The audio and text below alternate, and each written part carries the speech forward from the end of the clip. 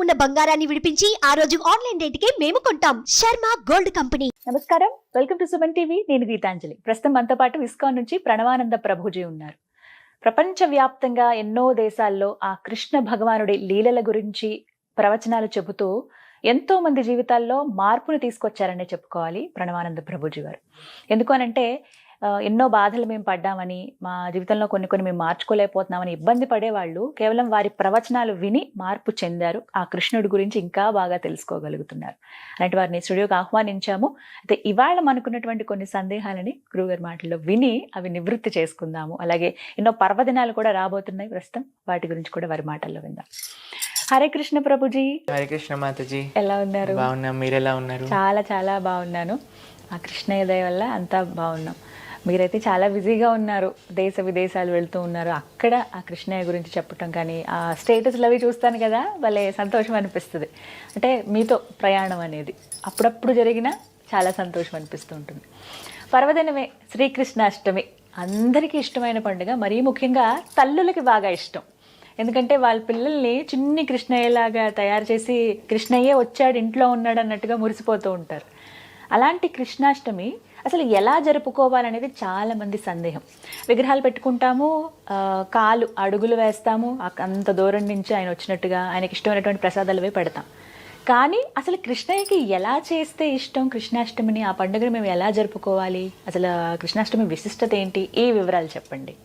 భగవంతుడు ఎంత దయ కలగవాడు, ఎంత ప్రేమ కలిగిన వాడు అన్నదానికి ఒక ఉదాహరణ చెప్పాలి అని అంటే ఆయన ఈ ప్రపంచంలో అవతరించడం. ఇప్పుడు చూడండి, ఎవరైనా అన్ని రకాల కంఫర్ట్స్, అన్ని రకాల సుఖాలు ఉన్న ప్రదేశాన్ని వదిలేసి ఏదైనా ఆస్టియర్ ప్రదేశానికి వెళ్తారా? ఎవరు వెళ్ళడానికి ఇష్టపడరు. అందరూ ఎక్కడైతే బాగా ఉంటుందో అక్కడే ఉండాలనుకుంటారు. కానీ ఆయన వైకుంఠాన్ని వదిలేసి ఈ ప్రపంచంలోకి మళ్ళీ మళ్ళీ వస్తూ ఉంటారు. యదా యదా హి ధర్మస్య గ్లానిర్భవతి భారత. ఎక్కడైతే ధర్మాన్ని సంస్థాపన చేయాలో, ఎక్కడైతే తన భక్తులు తన కోసం ప్రార్థన చేస్తారో అక్కడ భగవంతుడు వచ్చేస్తాడనమాట. శ్రీకృష్ణుడు స్వయంగా ఈ భూలోకంలో ఆవిర్భవించారు. ఎవరికి ఆవిర్భవించారు? దేవకీ దేవికి, వాసుదేవుడికి. ఎంత ప్రేమ భగవంతుడికి అని అంటే మీరు చూడండి, చాలా మందికి ప్రశ్న, అసలు భగవంతుడు ఎందుకు ఆవిర్భవిస్తారు, అసలు ఎందుకు ఆయన అవతారాన్ని స్వీకరించారు? ఒకసారి ఒక రాజుగారు వెళ్ళి ఒక ప్రశ్న అడిగారనమాట తన మంత్రి గారు. అయ్యా, ఎందుకు మీ దేవుడు అవతారాలు స్వీకరిస్తారు? మా ఆయన అయితే ఎప్పుడు స్వర్గంలో కూర్చొని అక్కడ నుంచి శాసిస్తారు, మీరు ఎందుకు ఇన్ని అవతారాలు స్వీకరించాల్సి వస్తుంది? మీ భగవంతుడికి అక్కడ నుంచే పని చూడొచ్చు కదా అని అంటారనమాట.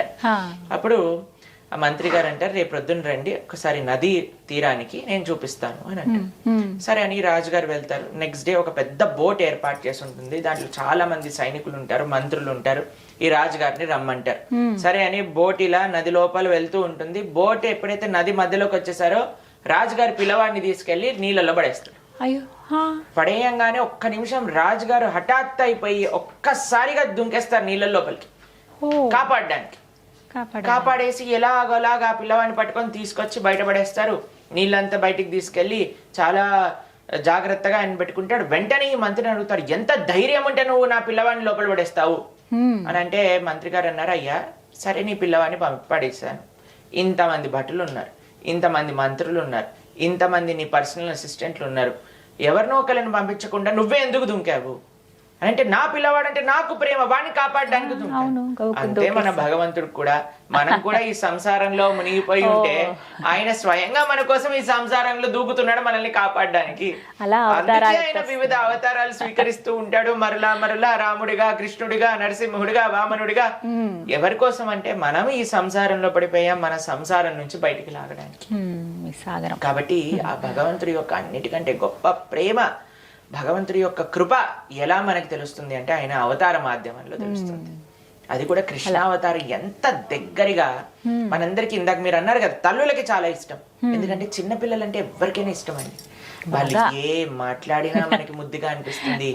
ఎంత అల్లరి చేసినా సరే మనం ఊరుకుంటాము. ఏం చేసినా సరే వాళ్ళు అనేది నిజంగా మనల్ని అంటున్నారో లేదో తెలియదు, కానీ మన భావన ఉంటుంది, అరే వాడు నన్ను అన్నాడు, అమ్మ అన్నాడు చూడు, నాన్న అన్నాడు చూడు, తాత అన్నాడు చూడు అని. పిల్లల్ని మోహిచ్చేస్తారు అందరూ కూడా. పిల్లల పట్ల కోపం ఎవరికి రాదండి సహజంగా. చిన్నపిల్లలు అంటే వాళ్ళు ఏం చేసినా సరే ఆనందంగా అనుభవిస్తాం అనమాట. అవును. అయితే భగవంతుడు అనుకున్నట్టే, అరే వీళ్ళందరికీ పిల్లలంటే చాలా ఇష్టం కదా, నేను కూడా ఒక పిల్లవాడిని అవుతా, నేను కూడా ఒక పిల్లవాడ ఈ లీలలు చేస్తా. ఎంత ముగ్ధ మనోహరంగా ఉంటాయండి కృష్ణుడి యొక్క లీలలు. అద్భుతం. భగవంతుడు తన్మయత్వంలోకి ఎప్పుడైతే వెళ్ళిపోతాం. కానీ ఒక పిల్లవాడికి భగవంతుడికి చాలా తేడా ఉందండి. ఏ విధంగానో చెప్తాను.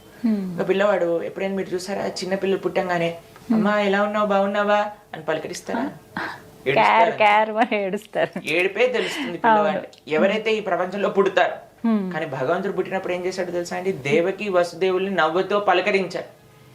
ఆయన ఆవిర్భవించటమే చిన్న పిల్లవాళ్ళు ఆవిర్భవించలేదు, శంఖ చక్ర గదా పద్మాలు పట్టుకొని ఆవిర్భవించారు.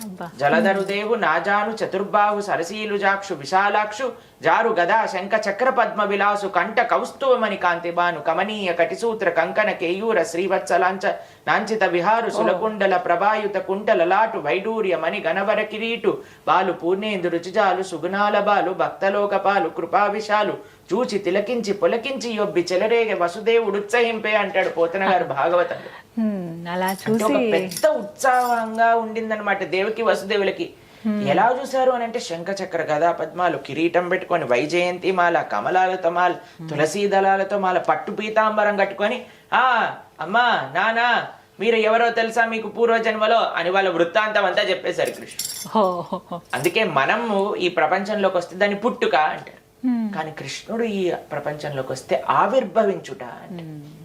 ఎలాగైతే సూర్యుడు ప్రతిరోజు ఉదయిస్తారు, సాయంత్రం పూట అస్తమిస్తారు, మనం ఇలా అన్నాం కదండి, సూర్యుడు పుడతాడు సాయంత్రం పూట చనిపోతాడు అంటారా? మనకు కనిపించట్లేదు, ఇంకెక్కడో ఉన్నాడు ఆయన. అంతే. కాబట్టి భగవంతుడు కూడా ఆయనే ఇప్పుడు పుట్టాడు ఇప్పుడు వెళ్ళిపోయారు అనేది ఉండదండి. మనకి కనిపించట్లేదు, కానీ ఆయన ఇంకెక్కడో లీలలు చేస్తూ ఉన్నారు. భగవంతుడి యొక్క అవతార ప్రయోజనమే మనందరి యొక్క మనస్సు ఆయన పైన ఆకర్షింప చేయడానికి ఆయన లీల ద్వారా. అందుకే జన్మ కర్మ చ మే దివ్యం అని భగవంతుడు చెప్పాడు భగవద్గీతలో. దివ్యమైనది, జన్మతో సాక్షాత్తుగా. ఎవరండి అలా మాట్లాడి అంత చక్కగా తల్లిదండ్రుల్ని ఉదార్చి వాళ్ళని అయ్యన్న నీ అడ్రస్ లో డ్రాప్ చెయ్యి అని చెప్పి వసుదేవుని తీసుకెళ్లి గోకులంలో దిగేశాడనమాట కృష్ణుడు. ఎంత ఆనందం, ఎంత ఆనందం చెప్పండి. కాబట్టి ఆ కృష్ణ పరమాత్మ ఆవిర్భవించిన రోజు జన్మాష్టమి. శ్రావణ మాసంలో వచ్చే శుద్ధ అష్టమి రోజు మనం జన్మాష్టమి చేసుకుంటాం. ఏం కావాలి భగవంతుడికి, ఎలా చేసుకోవాలి కృష్ణాష్టమి అని మీరు అడిగారు. భగవంతుడికి ఏం కావాలి ఆయన పెద్ద లిస్ట్ ఇచ్చేసారండి. అవునా? ఎలా జరుపుకోవాలండి మరి? మీరు ఒక పెద్ద విఐపి వస్తున్నారు అనుకోండి, ముందే వాళ్ళు లిస్ట్ పంపిస్తారు. ఇవి ఇలా ఇలా సిద్ధం చేసి ఉండాలి, ఇదే తీసుకుంటారు, ఇదే ఉండకూడదు, ఇవి ఉండకూడదు, ఈ పదార్థాలతో చేయాలి, ప్యూర్ ఆర్గానిక్ ఘీ యూజ్ చేయాలి, అన్ని ఆర్గానిక్ ఫార్మ్ ఇంగ్రీడియంట్స్ తోటే వంట చేయాలి, అవి ఇవన్నీ ఓ పెద్ద లిస్ట్ వస్తుంది అనమాట. తర్వాత ఇంత సెక్యూరిటీ గార్డులు ఇలా ఉండాలి, ఎవరు ఉండకూడదు, రోడ్ అంతా ఖాళీగా ఉండాలి. మన కృష్ణుడు చెప్పిన ఒక చిన్న నార్మల్ విఐపి, ఒక మెయిన్ పర్సనాలిటీకే ఇంత పెద్ద పెద్ద లిస్టులు పంపిస్తారండి. అనంతకోటి బ్రహ్మాండ నాయకుడు ఎంత పెద్ద లిస్ట్ ఇచ్చాడో ఒకసారి ఆలోచన చేయండి. చెప్పనా ఆయన ఏం లిస్ట్ ఇచ్చాడు? పత్రం పుష్పం ఫలం తోయం, ఈ 4 మాత్రమే ఇచ్చాడు. ఓహో, కృష్ణుడు అడిగింది 4. పత్రం పుష్పం ఫలం తోయం. అన్నిటికంటే చాలా ట్రికీ వర్డ్ ఒకటి యూజ్ చేశాడు ఆయన. పత్రం పుష్పం ఫలం తోయం యోమే భక్త్యా ప్రయత్న. ఈ 4 భక్తితో సమర్పించాలి. ఏంటి పత్రం అంటే? తులసి దళములు కానీ ఏవైతే పత్రం ఉంటుందో, ఆకులు. భగవంతుడికి ప్రేమతో ఒక్క చిన్న తులసి, మనం వింటాం కదండి, రుక్మిణీదేవి ఒక తులసి దళంతో కృష్ణుడిని ఆకర్షింపజేసుకుంది. పత్రం పుష్పం పూలు, పత్రం పుష్పం ఫలం అంటే ఫలములు, తోయం అని అంటే నీరు పాలు అలాంటి ఏమన్నా ద్రవ్యాలు. కేవలం ఈ మాత్రము భగవంతుడికి ప్రేమతో సమర్పణ చేయటం చేత ఆయన వశమైపోతాడు. అది భగవంతుడి దగ్గర ఉండే ఒక అద్భుతమైన గుణం అండి. ఆయనకి ఏ ఆడంబరాలు అవసరం లేదు, ఆయన అడగరు. కానీ మనకి ఎంత ప్రేమ ఉంటే మనం అంత చేస్తాం కదండి. కాబట్టి కృష్ణాష్టమి ఆ కృష్ణుడు మనకి జీవితంలో ఇచ్చిన కృప, కృష్ణుడు అవతరించిన లీలలు ఎప్పుడైతే మనం భాగవతం ద్వారా, భగవద్గీత ద్వారా ఆయన ఇచ్చిన బోధనలు ఎప్పుడైతే మనం వింటామో, కృష్ణం వందే జగద్గురు, అటువంటి జగద్గురువుకి మనందరి యొక్క కొంతమంది ఆయనని చిన్న పిల్లవాడిలా భావిస్తాడు, కొంతమంది ఆయనని ప్రియుడిలా భావిస్తారు, కొంతమంది ఆయనని ఫ్రెండ్ లా భావిస్తారు, కొంతమంది ఆయనని స్వామిలా భావిస్తారు, ఒక గురువులా చూస్తారు, కొంతమంది గురువులా భావిస్తారు. అవును. కాబట్టి అందరూ కూడా తమ యొక్క కృతజ్ఞత, తమ యొక్క ప్రేమను కృష్ణుడికి ఎలా తెలుపుకుంటారు జన్మాష్టమి రోజు అని అంటే, మనకి లడ్డు గోపాల్ అని ఉంటారు, ఇలా పాకే కృష్ణుడు ఉంటాడు, లేదా రాధాకృష్ణుడి యొక్క విగ్రహాలు ఉంటాయి కొంతమంది దగ్గర. అయితే మనం చక్కగా అభిషేకం చేసుకోవాలి భగవంతుడికి.